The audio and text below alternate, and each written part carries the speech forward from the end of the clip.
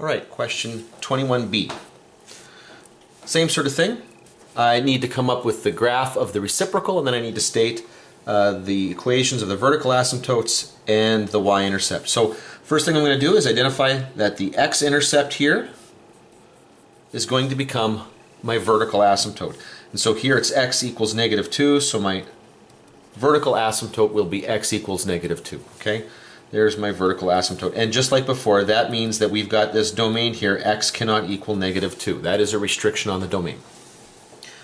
Now, once I've done that, I'm going to draw my lines across here at y equals 1 and y equals -1, because that breaks up the part above the x-axis breaks up into two different regions here. The part above the 1, the part below the 1. And these points are going to end up swapping locations here. And the same thing happens down here, okay, below the x-axis. Okay, the points between -1 and 0 will swap locations with everything below -1. That's why those numbers are important here.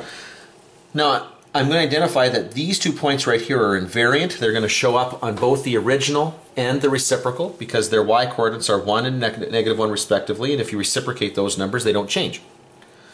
And now, starting here, okay, if I look from this invariant point, if I look at what the original function does to the left, it gets further away from the x-axis, so my reciprocal is going to get closer to the x-axis.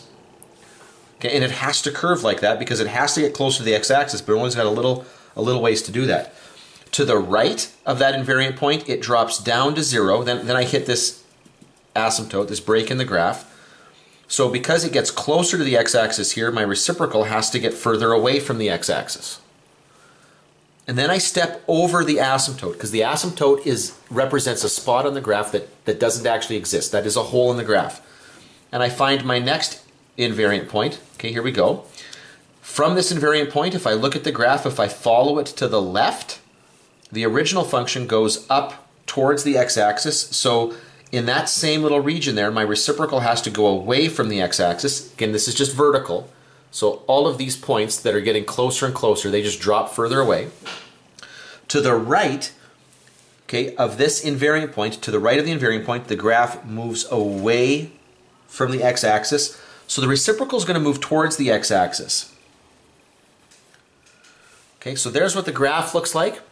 Now, the last thing I want to identify here is the y-intercept. Now, notice that the y-intercept of the original function here was -2, which means the y-intercept of my reciprocal has to be -1/2. Okay, the y-intercept of the reciprocal has to be the reciprocal of that y-intercept, so -1/2.